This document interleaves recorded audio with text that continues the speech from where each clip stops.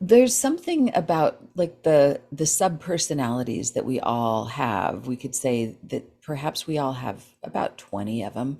And at the very least, to be elegant about it, there's the innermost tender self. There's the more teenager protective self. Maybe there's some ego around that. And then there's our higher self, our adult self, our mature self. So at the very least, there's those three. In order for there to be depth and true intimacy, that little sacred child has to be a part of it. These days, there's a lot of work that's in the mainstream, thank God, that's about inner child work and internal family systems.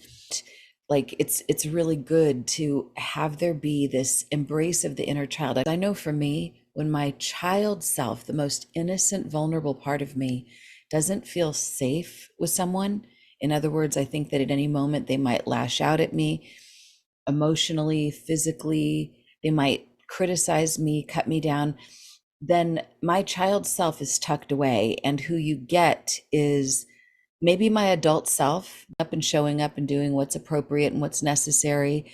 Or you've got my teenager self that might be a little snarky or a little defensive or a little deflective, but you're not going to have my heart. You're not going to have my gushy insides.